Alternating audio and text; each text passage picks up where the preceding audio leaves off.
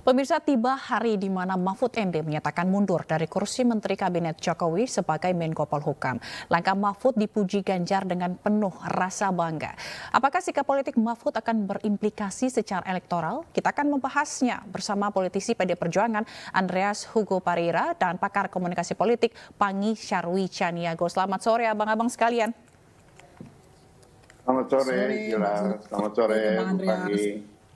Oke, Bang Andreas, kita ke Bang Andreas dulu. Bang Andreas, keputusan Pak Mahfud mundur sudah didiskusikan dengan partai koalisi, begitu juga dengan ketua umum, sudah direstui juga dengan ketua umum PD Perjuangan gitu, dan dinilai sebagai representasi sikap PD Perjuangan. Sikapnya seperti apa, Bang?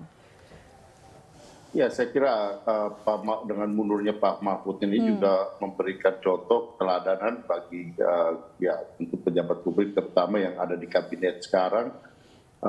Karena kalau kita lihat dari apa yang disampaikan oleh Bapak Presiden sendiri beberapa waktu yang lalu dengan menyampaikan bersama dengan seorang calon presiden bahwa beliau sebagai menteri, sebagai presiden sekalipun itu bisa berpihak dan berkampanye gitu. Dan apa yang disampaikan oleh Bapak Presiden ini juga kelihatan gitu di dalam kabinet. Banyak menteri juga, ada menteri-menteri yang juga sibuk dengan mengurusi urusan-urusan pilpres ini gitu. Dan di sini kan kita jadi melihat dan rakyat pun melihat bagaimana keberpihakan ini gitu. Apakah presiden dengan menteri-menteri yang mengurusi pilpres ini masih berpihak untuk kepentingan bangsa dan negara melalui pemerintahan, atau berpihak untuk kepentingan keluarga yang di mana Pak Presiden sendiri pun menyatakan bahwa sebagai presiden beliau bisa berpihak gitu. Nah di sini kan saya kira apa yang dilakukan oleh Pak Mahfud itu adalah suatu contoh teladan bahwa dengan posisi beliau sebagai menteri dan beliau juga calon wakil presiden, dia lebih baik mundur, dan mundur itu adalah sikap yang terhormat dan dia sampaikan dengan secara baik-baik pada presiden, yang dia sudah tunjukkan bahwa presiden mengangkat dia dengan baik-baik, dia pun menyampaikan mundur dengan baik-baik gitu. Dan saya kira ini jauh lebih terhormat gitu. Oke, akankah ini diikuti oleh menteri-menteri lain dari PDIP ataupun dari koalisi Ganjar Mahfud yang mendukung Ganjar Mahfud? Apakah akan mundur juga, Pak? Kita lihat nanti dalam beberapa waktu ke depan. Nanti situasi ini kan juga disampaikan oleh beberapa menteri yang lain bahwa mereka dengan sikap yang disampaikan oleh Bapak Presiden sendiri kan ini kan membuat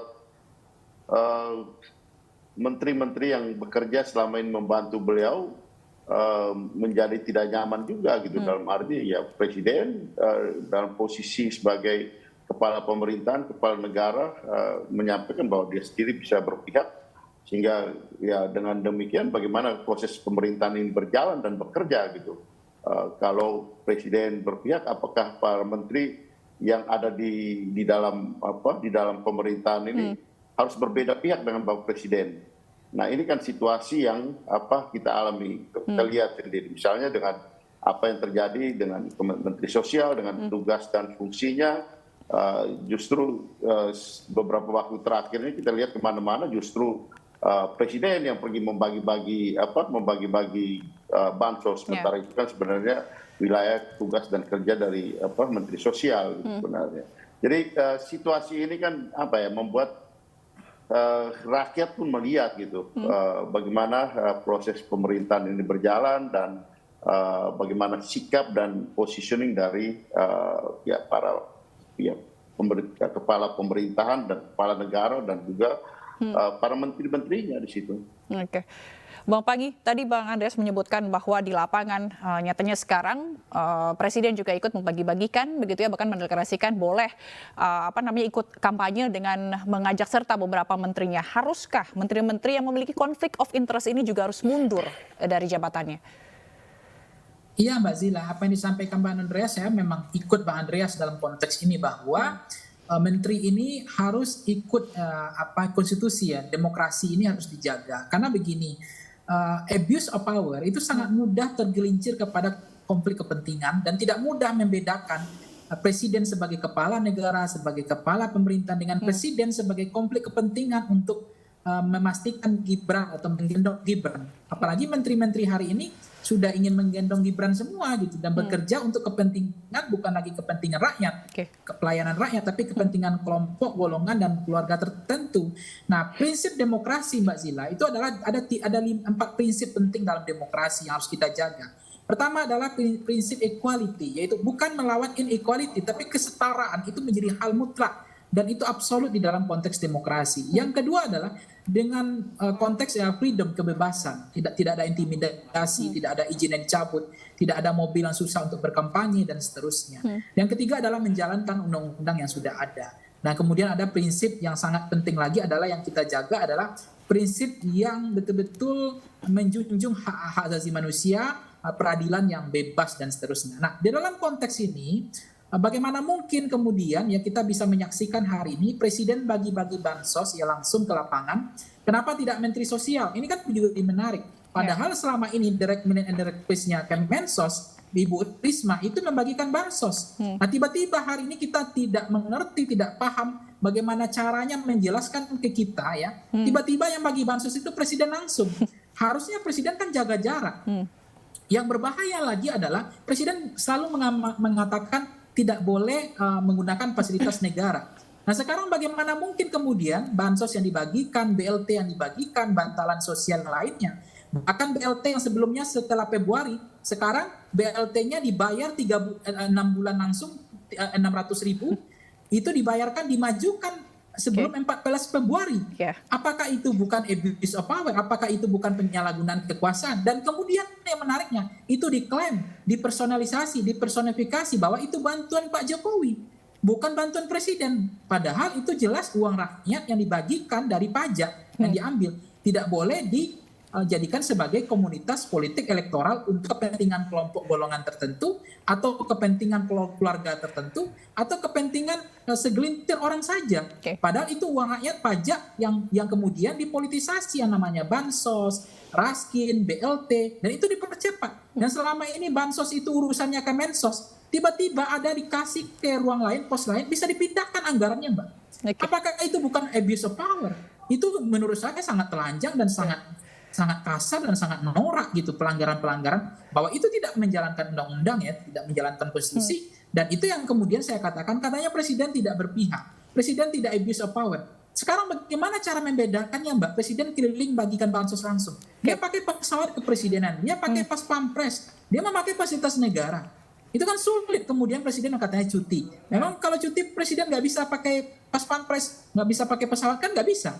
Nah, itu yang kemudian agak rumit memang menjelaskan, complicated menjelaskan bahwa konflik kepentingan, abuse of power itu sangat mudah tergelincir. Susah kita membedakannya. Bagaimana bahwa itu tidak abuse of power? Bagaimana itu bukan tergelincir kepada penyalahgunaan kekuasaan atau penggunaan fasilitas negara? Nah, kemudian hari ini memang lagi musim, Mbak. Musim ini. Lagi musimnya adalah musim melawan arus. Nah, itu lagi musim nih sekarang. Kalau dalam lalu lintas kan ada melawan arus ya. Lagi musim melawan arus. Yang kedua adalah musim sen kanan belok kiri. Itu lagi musim juga sekarang. Nggak sesuai statementnya. Nah, yang ketiga adalah lagi musim juga rambu-rambu. Kita sekarang ya yang salah satunya adalah krisis ketauladanan hari ini terjadi ya. Bagaimana Menteri dan mundurnya Prof. Mahfud menurut saya Mbak Zila itu memberikan pembelajaran politik betapa pentingnya tidak kemudian aji mumpung kemudian memanfaatkan semua menteri bekerja untuk menggendong Gibran. Ini kan bahaya, Mbak. Rusak negara kita, rusak kualitas demokrasi kita. Tugas menteri bukan menggendong Gibran, tugas menteri melayani rakyat. Presiden sudah pernah mengatakan bahwa Presiden mengatakan berkali-kali menteri untuk bekerja fokus melayani rakyat. Direct man and direct place. Menteri nggak boleh rangkap jabatan. Tapi inkonsistensi terus terjadi. Ini yang saya katakan sen kanan belok kiri. Presidennya sendiri mengajak menterinya hari ini menggendong Gibran gitu. Semuanya berkampanye untuk Gibran. Bahkan dalam debat pun saya salut sama Ganjar ya. Dalam debat pun PDIP tidak membawa menterinya loh gitu. Dalam debatnya. Ini semua gorombolan menterinya di bawah hanya untuk menyaksikan debatnya Gibran dan Prabowo. Nah, itu yang menurut saya hari ini. Ya, Bang Pangi, tapi ini juga jadi bom waktu nggak sih buat menteri-menteri lain yang nggak mau ikut kampanyenya Jokowi, apakah mereka juga akan, karena kan sebelumnya diisukan begitu ya beberapa menteri yang mau mundur seperti ada Sri Mulyani, Pak Basuki dan lain-lain begitu. Apakah mungkin ini jadi bom waktu untuk menteri-menteri lainnya mundur juga dari kabinet Jokowi? Ya, jangankan mundur Mbak, Presiden aja mengatakan menteri tidak harus cuti ya kan, walaupun kemudian kita kan berharap nih Pak Prabowo mundur, tidak menggunakan fasilitas itu berhenti, kemudian Gibran juga berhenti supaya fokus di wali kotanya atau tidak lagi, maksudnya tidak lagi cuti gitu. Tapi Presiden sendiri memberikan sinyal tidak harus cuti, tidak harus berhenti, akhirnya terjadilah kemudian potensi-potensi abuse of power, penyalahgunaan kekuasaan atau penggunaan fasilitas negara. Nah harapan kita memang, ekspektasi kita memang berharap semuanya menteri kalau memang ingin berkampanye untuk Gibran ya bukan cuti, berhenti saja. Karena tugas menteri itu adalah membantu presiden bukan untuk menggendongnya Gibran, tapi membantu menyelesaikan semua janji-janji Presiden Jokowi supaya menteri ini bisa fokus Mbak. Ini prinsip second kabinet hilang, prinsip menteri nggak boleh rangkap jabatan prinsip bagaimana menteri untuk fokus pelayanan rakyat juga hilang. Hanya untuk mengurus karena anak presiden bertaruh. Sama tadi apa yang Bang Panggi bilang. Kalau presiden nggak bertarung, kalau anak presiden nggak bertarung nggak bakal terjadi menteri kayak gini menggendong anak presiden bareng-bareng kayak gini. Oke, ini jadi persoalannya mungkin menurut Bang Panggi karena anak presiden begitu ya yang jadi cawapres. Bang Andreas, tanggapan Anda seperti apa? Ya saya kira ya apa yang disampaikan oleh Bang Panggi tadi ya semua orang melihat itu gitu. Mulai dan bukan hanya menteri di kabinet, kan di Mahkamah Konstitusi juga kita melihat itu peristiwa itu terjadi dan itu pintu masuk bagaimana proses yang terjadi di Mahkamah Konstitusi sampai ketua MK pada waktu itu ya diputuskan melanggar kode etik dan itu berjalan terus sampai dengan sekarang gitu. Saya kira apa yang dilakukan oleh Pak Mahfud ini jadi salah satu ya batu penjuru untuk menunjukkan keteladanan pada ya mereka yang lain gitu supaya juga mengambil sikap dan saya kira jalan ini adalah jalan yang baik untuk ya menunjukkan kepada rakyat bagaimana posisi kita gitu, di mana posisi kita, apakah kita bekerja ini untuk kepentingan bangsa dan negara dari tugas-tugas yang diberikan dengan fasilitas-fasilitas yang diberikan, atau hanya untuk melayani kepentingan keluarga gitu. Dalam hal ini ya presiden dan anaknya yang menjadi calon wakil presiden. Oke, Bang Andreas ada pernyataan menarik dari Pak Hasto gitu ya sebelumnya keputusan mundurnya Pak Mahfud ini juga sebagai momentum dan diyakini dengan adanya tindakan dari Presiden Jokowi yang mengunfollow akun media sosial Pak Mahfud. Ini seperti apa, Bang? Ya saya kira respon-respon seperti itu kan adalah apa ya respon yang terjadi di dalam proses ini di pemilihan presiden ini, apalagi di media sosial, semua orang secara bebas bisa menyampaikan posisi dan sikap-sikapnya masing-masing gitu. Dan tinggal bagaimana sekarang masyarakat menilai, melihat itu dan menuju pada tanggal 14 Februari, saya kira ini akan menjadi hal yang menentukan bahwa ya masyarakatlah yang akan menjadi hakim yang adil untuk memutuskan siapa yang benar gitu. Dan kami yakin bahwa pada akhirnya kebenaran yang akan menang. Oke, berarti rakyat dianggap sudah pintar begitu ya. Bang Panggi, bagaimana dampak elektoralnya akan seperti apa dengan mundurnya Pak Mahfud ini? Kalau saya sebenarnya Mbak, kalau untuk mengukur dampak elektoral mundurnya kan istilah orang mengatakan underdog effect ya. Orang biasanya seolah-olah Prof Mahfud terzolimi atau kemudian orang empatik. Sama seperti ketika PSBY mundur di era Ibu Mega kan, sehingga orang akhirnya rame-rame sentimennya positif. Tapi yang kasus Prof Mahfud saya nggak paham apakah memang bisa iya, bisa tidak Mbak. Bisa ada tren elektoralnya naik, bisa juga tidak. Tetapi dalam konteks fatsun politik, permodelan mazhab bagaimana kita hari ini krisis ketauladanan, bagaimana hari ini menghalalkan cara-cara dalam politik, bisa izin orang tidak setara, bisa dicabut, bisa orang naik mobil untuk kampanye akbar nggak bisa jalan mobilnya. Itu yang kita khawatirkan Mbak, bukan hanya soal elektoral, mau naik elektabilitasnya Prof Mahfud mau tidak, sebenarnya kita nggak terlalu zoom outnya, kita nggak di sana, tetapi Ini kok ada pemilu lapangannya nggak datar Mbak, lapangannya becek. Dan presidennya pembiaran, dan presiden tidak berstatement apapun terhadap diskriminasi yang dilakukan terhadap bukan lawan politik ya, kontestan lain. Tidak diberikan ruang yang sama. Ada ketidaksetaraan, ada prinsip hilang ya di dalam demokrasi kita adalah prinsip pelanggaran terhadap hak-hak dasar orang untuk berkampanye, untuk menyampaikan pikiran, gagasan, dan itu diintimidasi Mbak, dicabut izinnya dan seterusnya. Bahkan pelaporan-pelaporan kepada Bawaslu itu pembiaran, tidak ada istilahnya, tidak ditindaklanjuti. Berarti menurut Bang Pangi dalam hal ini Bawaslu tidak bekerja secara benar atau seperti apa Bang? Iya, faktanya hari ini yang terjadi adalah orang udah Bawaslu yang saya katakan begini Mbak, Bawaslu ngomong gini, silakan Anda buktikan sendiri katanya. Kalau gini udah repot Republik ini Mbak. Yang digaji Bawaslu, yang dibayar dari pajak negara, suruh kita yang buktikan. Kan enggak logik. Gimana cara berpikirnya nih, ngawur kan? Masa suruh kita yang buktikan? Kalau setiap pelanggaran itu. Berarti ya selama ini kalau kita melihat memang banyak kasus-kasus pelanggaran dan intimidasi yang dilakukan yang terjadi terhadap para pendukung juga memang dibiarkan begitu ya. Banyak kasus dibiarkan oleh Bawaslu. Jadi apa yang seharusnya dilakukan oleh Bawaslu saat ini, Bang Pangi? Ya artinya memberikan prinsip kesetaraan. Kan pelaporan tidak hanya dari 01, tapi semua pelaporan itu kan ada. 01 juga punya laporan bukti misalnya, 02 juga punya mengakui ada laporan juga, 03 juga punya laporan yang disampaikan ke Bawaslu. Nah itu direspon secara terukur, secara profesional. Apa iya betul ada izin yang dicabut? Apakah iya ada mobil yang nggak bisa jalan karena ada kampanye akbar gitu? Kemudian yang lain-lain ada intimidasi dan seterusnya. Nah Bawaslu sebagai penyelenggara pemilu dia harus membangun prinsip freedom. Jadi jangan sampai kemudian demokrasi kita ini udah dikatakan oleh pihak asing Unit Economic Intelligence sama Freedom House, demokrasi kita pada titik nadir yang sangat sakarat gitu. Jadi karena presidennya tidak berstatement tentang kebebasan.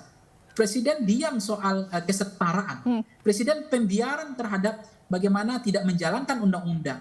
Nah, dulu prinsip-prinsip itu kan kita hormati, kita punya harkat, martabat, dan harga diri. Nah, sekarang yang terjadi adalah seolah-olah dengan diamnya presiden itu membuat pasukan di bawah, anak-anak presiden, keluarga, ataupun yang namanya aparat, ASN, Bawaslu, KPU juga tidak punya sikap.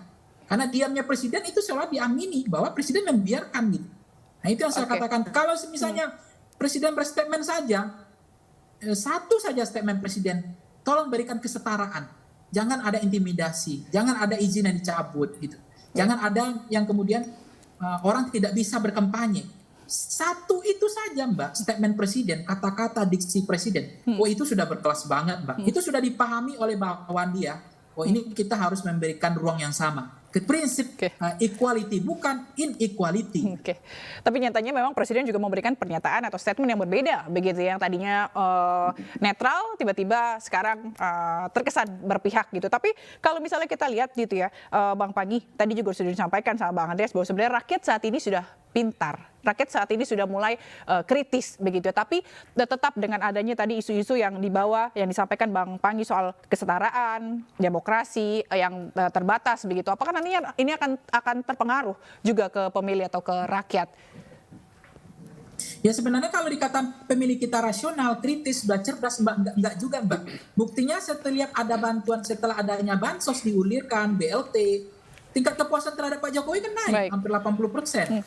Berarti sebenarnya masyarakat kita itu mengklaim bahwa itu bantuan Jokowi loh. Dan mudah terpengaruh loh Mbak. Bahkan mereka mengatakan itu bukan bantuan presiden, itu bantuan Pak Jokowi. Dan mereka merasa terbebani, merasa nggak enakan gitu kalau nggak milih anak presiden. Kenapa? Kalau nanti nggak pilih anak presiden, ini BLT ini berhenti, kan gitu ditakut-takuti. P3K nggak ada lagi. Nanti nggak ada lagi bansos loh. Kalau nggak pilih Pak Jokowi, nggak pilih anaknya Pak Jokowi, Gibran. Itu dalam otak mereka masuk loh Mbak. Mereka terbebani loh. Kalau pemilihnya cerdas, tentu mereka akan anggap itu zakat. Itu orang kaya membantu orang miskin. Baik Bang Pangi, mohon maaf sekali durasinya telah habis. Jadi intinya kita serahkan kepada rakyat sekarang udah pintar, udah bisa memilih mana yang benar. Terima kasih Bang Pangi Syarwi Caniago, pakar komunikasi politik, dan juga Bang Andreas Pereira, politisi PDIP telah bergabung di Aini Sore. Salam sehat selalu abang-abang sekalian.